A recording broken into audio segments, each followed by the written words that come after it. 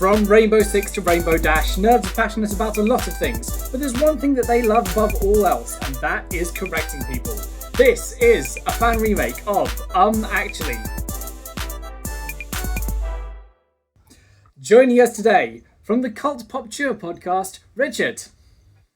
Hey. From the New Scientist podcast, Beth. Hi. And from the mean streets of Portland, Oregon, Luke. I'm from Portland. Okay, guys, thank you all so much for joining me today. We're going to talk about a lot of great nerdy stuff. The game is simple. In front of me, I have a stack of incorrect statements about the nerdy, geeky media that you know and love, or if not you, some other nerds out there. All you have to do is buzz in and correct them. There are two rules. You can buzz in and interrupt me whenever you like. You don't have to wait until I've finished reading the question. And you must proceed all your corrections with an obnoxiously nerdy, actually. If you don't, I won't give you the point. For instance, if I was to say that the 4 Hogwarts houses are Gryffindor, Slytherin, Ravenclaw, and Dumbledore's secret shag pad, you would buzz in and say, actually, the 4th house is Hufflepuff. Everybody already looking tired of my bullshit. This first question is going to be about the Marvel Cinematic Universe. The Guardians of the Galaxy from the film of the same name consist of Peter, Star-Lord, Quill, a half-human man who was raised by the Ravengers, Gamora, who was trained to be a personal assassin for the mad titan Thanos, the warrior Drax, who seeks to avenge the death of his family at the hands of Ronan the Accuser, and 2 bounty hunters, humanoid tree-like creature Groot, who we only ever hear say, "I am Groot," and Rocket, a genetically engineered raccoon. Richard got there first. Actually, we also hear him say, "We are Groot" at the end of the film. That is very, very annoying, and that is exactly what we are going for, yes. That was a big emotional moment in that film where Groot's like sacrificing himself to save all his friends, and he goes, "We are Groot." And yet, I'm sitting there just going, this is not established canon. This is wrong. They set this rule up and then they broke the rules. Undermines any sort of emotional payoff at the moment for me. Basically garbage. Dead to me now.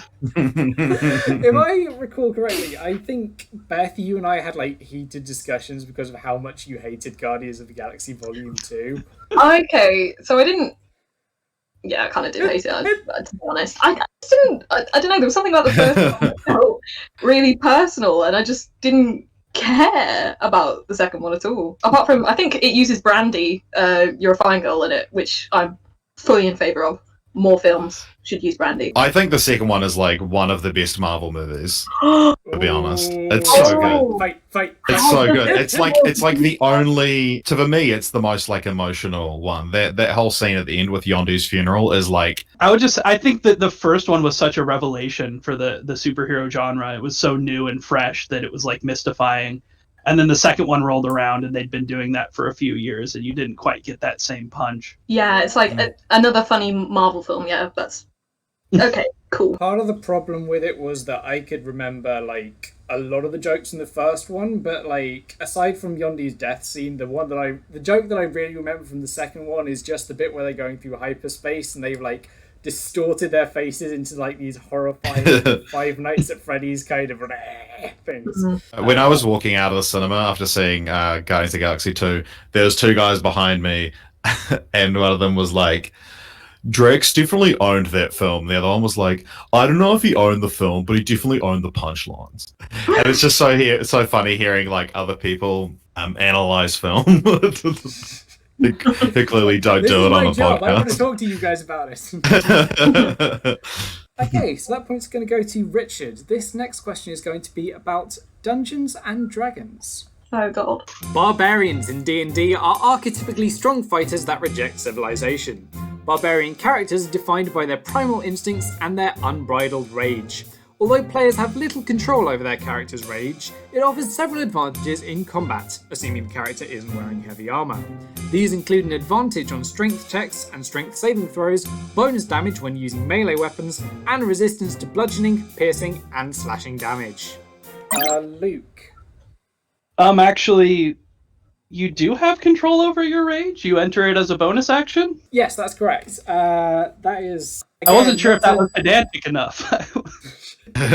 not to harp too much on like the Marvel kind of metaphors, but I do like this kind of because like I'm always angry.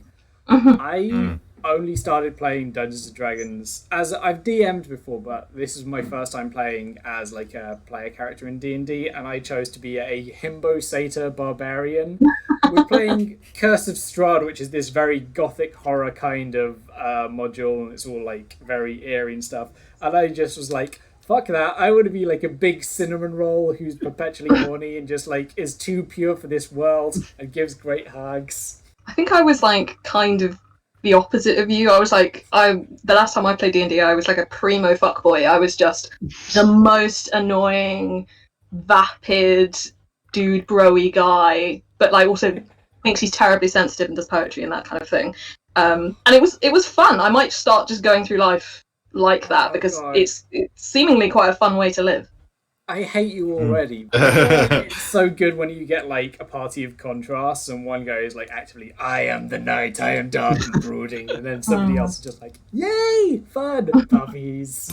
In the mission A House Divided from Mass Effect 2, Shepard faces off against a faction of Geth, a race of sentient machines. This faction, called the Heretics, are set to annihilate organic life. To stop them, Shepard must choose between releasing a virus on the Heretics that rewrites their minds, which awards Paragon points, or destroy the Heretics' base using an antimatter bomb, which awards Renegade points. Beth has buzzed in. I'm instantly regretting that. I'm going to say, is it not that you don't get Paragon points for rewriting their minds, you get Renegade points for rewriting their minds? This is bonkers, but no, this is, you get Paragon points for forcibly rewriting their minds. It just seems fucked up, doesn't it? Really? Like, yeah, it does. What were they thinking with that? But yeah, no. I also forgot to say I'm actually, so... Yeah. I'm really failing. That's not the thing that was wrong. I felt like reminding you, but like... No, let me fail. Richard, you... So I never played Mass Effect, but I'm going to guess that's not in the mission A House Divided. It is House Divided. I'm just gonna take a. Actually, they're not a race of sentient machines. They're a hive mind. That's very sci-fi. That's a great guess. No, they are a race of sentient machines. Actually, is it not an antimatter bomb? It's just a bomb. It is an antimatter bomb, I'm afraid. God damn. It's... that sounds like the exact kind of bullshit we would pull, but no, that's not what we're going for. Okay, so the thing that's wrong here is it's not a virus that's released on the Heretics, it's an EMP, so it's a big kind of blast of electricity. Very pedantic, very annoying. Welcome to the show. Here is going to be a one that I'm going to be very interested to see reactions for, because two of you put down Taika Waititi films, and one of you is from New Zealand. This next question is going to be about What We Do in the Shadows, the film. The mockumentary film What We Do in the Shadows follows a group of vampires living in a modern-day suburb in Wellington. The vampires include the feral Nosferatu-esque Peter, love-struck dandy Viago, who still pines for the now 96-year-old widow Catherine he fell in love with in the 1910s, mild-mannered computer analyst Stu, 862-year-old former tyrant Vladislav the Poker, and the Beast, Vladislav's ex-girlfriend, Pauline. Beth got there first. Stu isn't a vampire. He's a human for most of the film, right? Have another go and think carefully. Oh, Stu is a werewolf? I'm going to give you the point unless somebody can find out what Beth did wrong. But Richard? I'm actually... Oh, God. Stu is... he's the familiar for the vampires, is the term, That right? is correct, yes. Oh, Beth, I'm so sorry. Oh, okay, I'll finally learn this way. I will finally learn to say I'm actually. I love this movie. It's so good, right? I watch this every year in October. But yeah, Beth was completely correct. Stu is just a human who they keep around because he's cool. One thing that I think I read about behind the scenes of this was that the guy who was playing Stu was like a real life IT guy, and he had no idea that his part was going to be featured as prominently in this film. He just kind of kept showing up to set being very mild-mannered and thinking, "Oh, I wonder if we're filming yet." And then he turns out like he's like the main star of this film. I think it's based on a short film, and it's like, and he was in the short film, and then so when they made it to a proper thing, they were like, "Oh, presumably you'll get an actual actor to play Stu, right?" And it's like, no, we're getting the same guy we used last time. I might have made this up, but I think the guy who plays Stu is, as you say, he's like an IT guy. He's like some sort of technical wizard. But I think he was involved in Thor Ragnarok. You know the scene where the sort of like weird slow-mo scenes in that? He was somehow involved in the technology that makes that happen. This is why I love Taika Waititi, because he just seems like such a wholesome guy, and all his projects are like modern day vampires. Let's literally make a film about imaginary Hitler. And then he just seems like a really nice, wholesome individual. It's crazy to me that the guy who made Jojo Rabbit and Hunt for the Wilder People also made Thor Ragnarok. And the finale of The Mandalorian. Which is so good. And he's so good as IG-11. It's IG-11, right? Yeah, or 88. 88? 11? I don't know. One of them. The comments are going to eat one of you alive, and I'm curious to see who. This brings us on to our first shiny question. Shiny questions, just like shiny Pokemon, are basically the same. They're just a little bit different and a little bit rarer. This is a game we like to call Here There Be Monsters. I am going to give you a link to a PowerPoint which you should all be able to edit. What you should see is just a bunch of monsters next to a map. What I'm going to ask you to do is drag these monsters to roughly where you think they belong on the map. There are 7 of these in total. These are folkloric monsters from somewhere in the world. I just need you to kind of guess where they're from. I am just going for range. I'm just going to spread them out as far as possible. Some of these is going to be helpful if you have heard of them. Other ones I just think it's going to be helpful. Like, that looks like a thing. Beth has already buzzed in. Let me have a look. If you can't be right, be quick, right? Just get in there. Take us through your world of monsters. What do you have here? I think that the Scylla is something sort of Scandinavian. So I've sort of put it in that direction. I've put the Pontianak in, I think, sort of America, Canada kind of way, because it sounded like the Pontiac Bandit, and it reminded me of that Brooklyn Nine-Nine episode, and that's about as much logic as there was behind that. The headless mule, again, sounds kind of vaguely American. No offense, Luke. Sorry. You're absolutely right that the headless mule is the perfect metaphor for American politics. Put the C1 in the sea. No more logic to that. It looks sort of Pacific rimming, so I put it sort of Pacific way. Cool Spider was cool, so I put it in the middle. I put it in Africa because I thought maybe it was like an Anansi type thing. Strigizizga, I've got nothing for that. And Tarask or whatever. Yeah. I wish there'd been more logic to it. It was mostly whim, as in most things I do. The logic that you've given, I cannot fault any of it. Thank you. I don't think you got a single one of these even close enough for me to give you the point. Luke, what have you got? The Scylla is the only one that I know for sure. That's from the Odyssey, so that's Greece. Striga, I think I guessed Iran. Pontianak, that looks like the thing from The Ring, so I said Japan or Korea. Joragumo, it's a spider, so Australia. Headless mule, I said Brazil. And the Tarrasque, I learned about what the Tarrasque is from a while back, and I've completely forgot it, so I'm just guessing it's a Native American thing. But have you put Inkinyaba in Britain? Oh, no, I put it in Sweden, but should I put it in Britain? Richard, talk us through your monster world. All right, so the Scylla, I've put like Central America towards the Pacific Ocean. The headless mule, I've got Brazil, Argentina. The Inkinyamba, I put in the Atlantic Ocean. The Pontianak, I've put up by like Sweden, Norway, Scandinavian. The Strizza around like Ukraine, Turkey, that whole region. Tarrasque, I've put India, and Joragumo in Japan? Okay, I think from that, Luke, you had 2. Richard, you had 2. And Beth, I'm afraid, nothing right. Let's have a look at what all of these should be.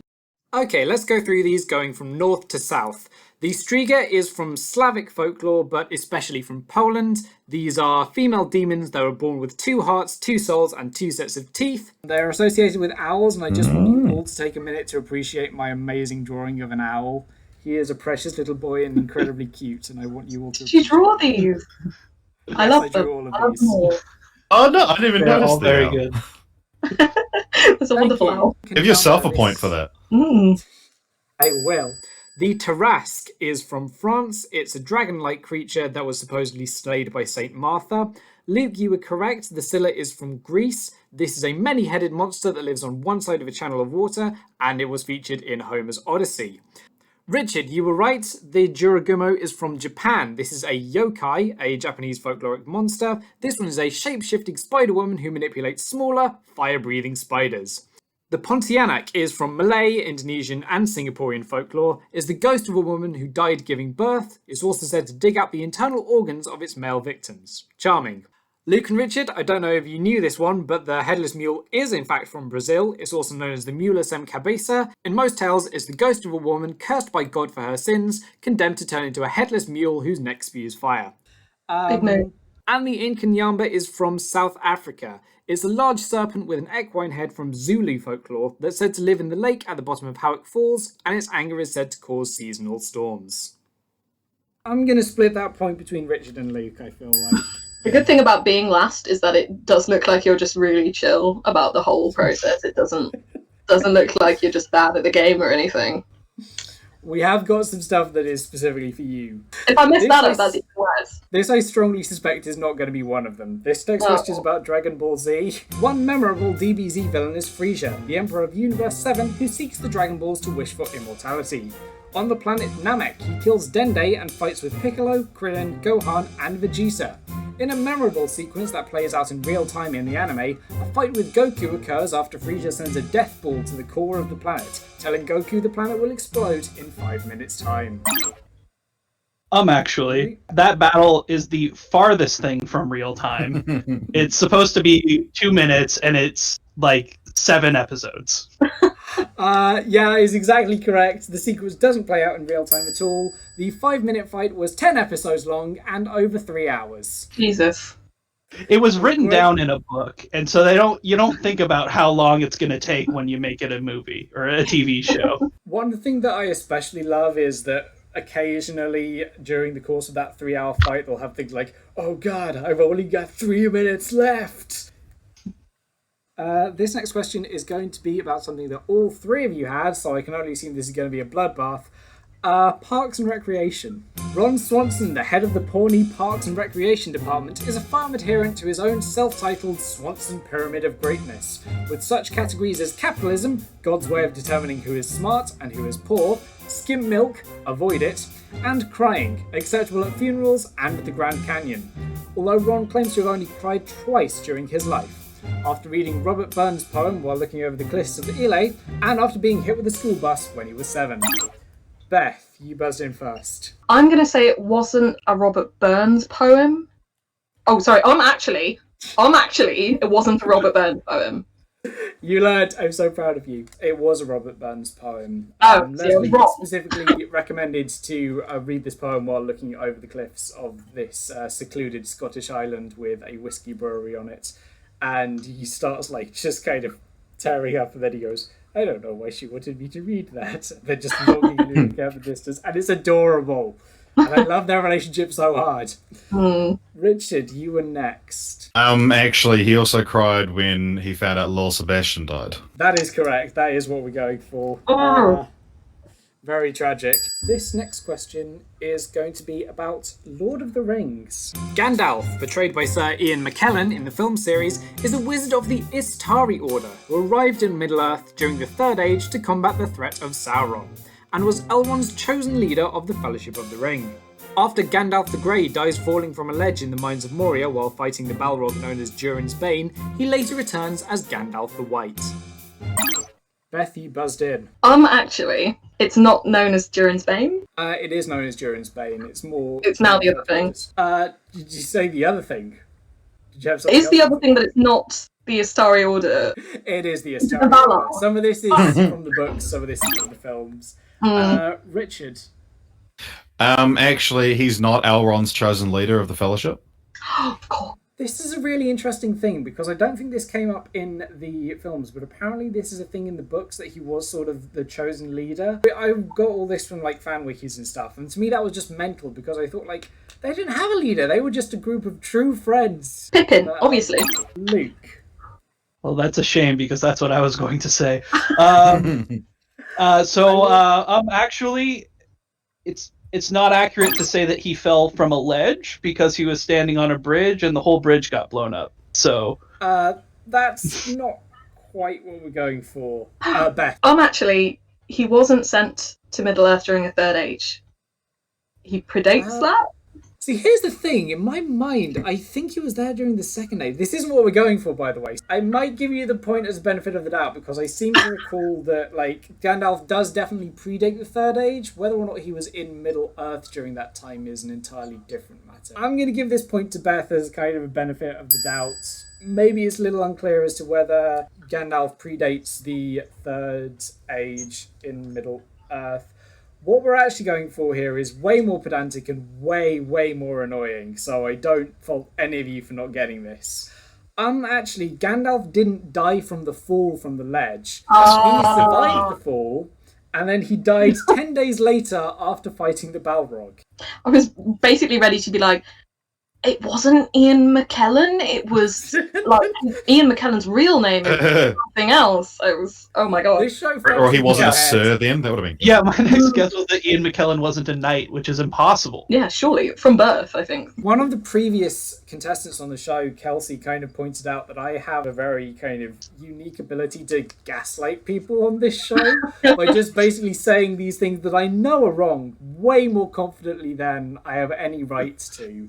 It's basically like the evil power of being a politician, but I'm using it for good by being a game show host instead. I mean, relatively. This brings on to our second shiny question, a game that we're calling Order Up. So the way this is going to work is I am going to show you pictures of 6 characters from across the nerdosphere, all of whom have travelled back in time. I want you to arrange them by who travelled back furthest from their original time. Not necessarily who went back to the earliest time, but who went back furthest from their original starting time. That is not confusing in the slightest. I should point out we're only interested in the characters depicted and the films or TV shows mentioned, not in any sequels, prequels, spin-offs, or other adaptations. Okay. Here are your 6 characters.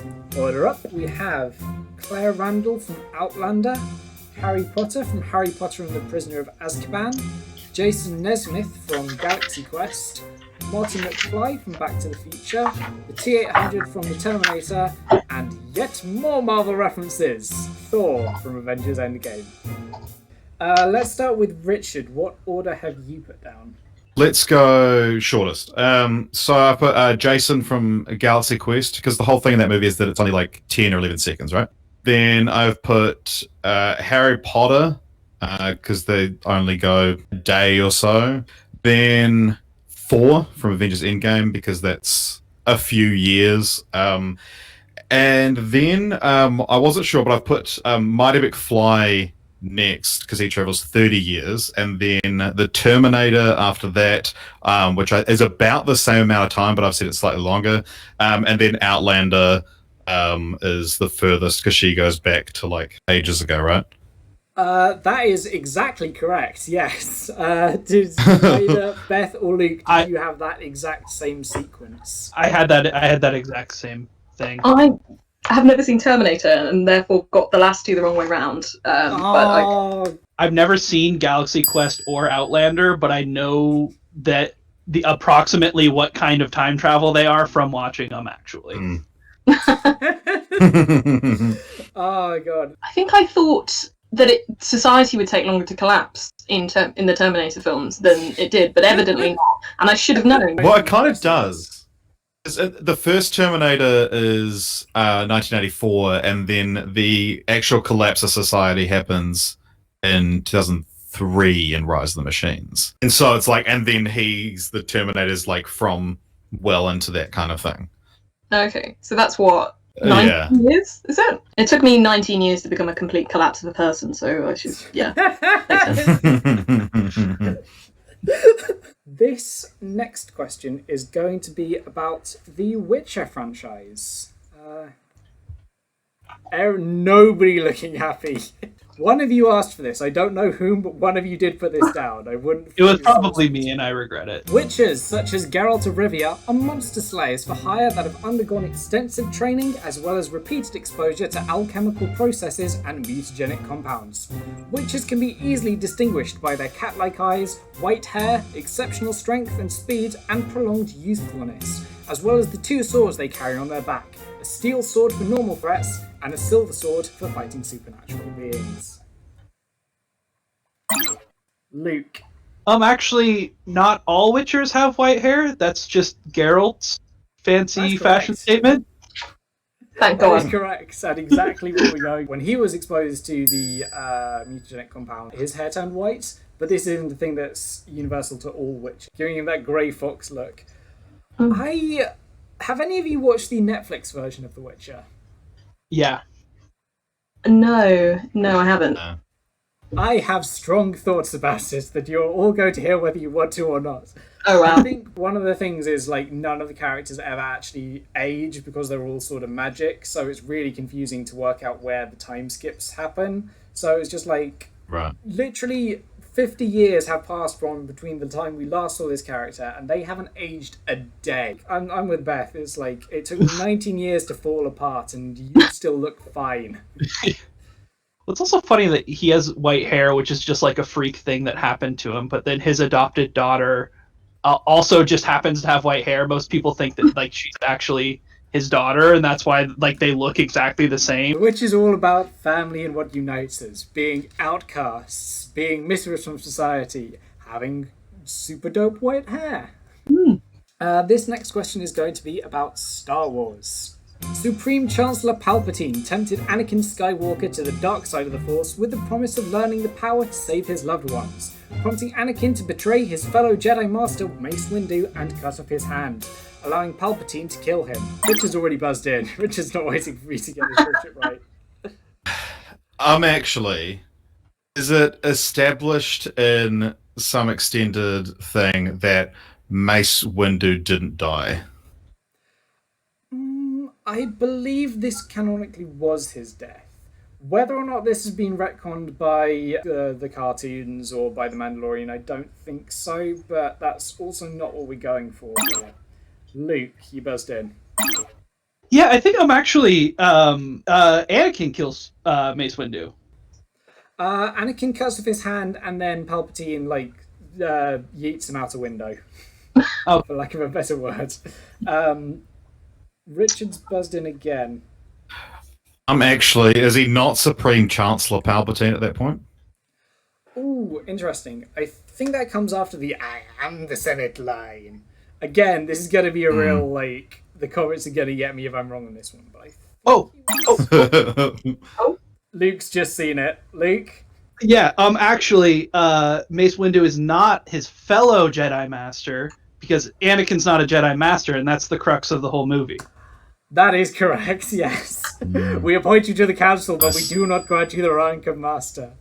How many of you have actually seen these films, and how many of you have absorbed them entirely through memes? I do have a real affection for them from watching them at an early age, but yeah, the more I think about them, the more I don't want to think about them anymore. I think this one's really good. The third one's really good. The first one has some good stuff in it. The second one's whack. Sorry, I accidentally flipped you off. This is amazing nail polish, might I add. Like Beth, I grew up watching these movies, so everyone hates on the prequels, and they're like some of my fondest childhood memories. I've just invested everything into The Mandalorian now. That's pretty much all I think about day to day. So I hated Rise of Skywalker so much. I'm just like, I'm so burned on Star Wars that I can't even enjoy any of it now, and now I just think it's so stupid. Like now when I think about it, so people are like, "Oh, the Mandalorian's so good." I'm like, you sound insane. This is a Jon Favreau What was it? appreciation space. Can we give him credit for not only just being a great dude in his own right, but also basically single-handedly giving us the Yeah. Mandalorian and the MCU? I do love Jon Favreau, but yeah, I've seen episodes 1, 2, and 6 of The Mandalorian, and I was like, yeah, these are fun. Yeah, I was at a friend's house, and they're like, "Do you mind if we put on the new one?" I was like, I couldn't care less. just put it on. This brings us on to our final shiny question, a question that we are calling Look Into My Eyes. So, on the next set of slides, there are pictures of characters. All you have to do is buzz in and tell me where the character's from. You can give me the name of the character as well, if you like. The catch is that we've cropped out everything except these characters' eyes. So whoever gets the most right will get the point. These characters are all going to be depictions of death or the Grim Reaper or characters that fulfill a similar role from across the nerdosphere. Your first one is this. Where's this What from? am I looking at? I will say in hindsight this is probably the hardest one we have. So, Luke. Actually, this is a Jawa? This is not a Jawa. The Jawa of Death. Yeah. Do any of you remember the weird stop motion bit from Harry Potter and the Deathly Hallows? That's what this is. Ah, that's very good. That is. I hope that's the hardest one. Ooh. Yeah. Where is this from? Beth? Is it Sandman? This is Sandman. This is Death from Sandman. Nice. What about this? Richard. That's from Grim Fandango. This is from Grim Fandango. This is Manny Calavera. Oh. What about this character? Luke first. Shortly followed by That is Ichigo from Bleach. That is Ichigo from Bleach, US. All tied up here. What about this character? Beth got there first. That's Death from Supernatural, right? That is Death from Supernatural. Or one of like 3 deaths. Every time somebody explains Supernatural, I'm just like, you do you, man. It's just a lot. They jumped the shark in season 5, and then they spent 10 more seasons jumping more bigger sharks. Bigger, more elaborate sharks. I saw this guy in like a terrible Christmas 24 rom-com or something. Just, not as like the lead, but like as just a random background character, and it just ruined the rest of the terrible film for me. So I was like, are they not aware that death lingers? The shadow of death lurks behind me on Christmas. Where's this character from? Beth got there first. That's Death in Discworld. That is Death in Discworld, specifically the Hogfather because he's dressed as Santa Claus. Where is this from? Beth. That's not the stupid deaths guy from Horrible Histories, right? It is the stupid deaths guy from Horrible Histories. I was so pleased somebody got that one. Beth's point there. I finally found the thing I could do, and it was identifying pictures of death from people's eyes. Is everything okay at home, Beth? This brings us on to our final question. As always, our final question concerns real-life skills. If you have a sexual partner, the correct use of condoms on genitals and shared sex toys is important, both for use as a contraceptive and for protection against STDs. Condoms can be safely kept in cool, dry places such as a drawer, purse or wallet for long periods of time, but should not be used if they have gone past their expiration date, as they will be ineffective. Richard got there first. Actually, you can't keep it in your wallet for a long period of time. That is correct. Similarly to double bagging, this is generally considered unsafe because the friction of the wallet against the rubber can cause micro tears, which will make it ineffective. I also want to apologise for saying got there first as like a thing about this. On this question in particular. Every other real life skills question we've had has been like perfectly wholesome, and then this one was just you were left with this. So, Luke and Richard, we have a tie. Both of you take the gold, and Beth takes the silver for this one. Thank you all so much for playing. This is great fun. Join us more for even more pedantic corrections next time on Actually.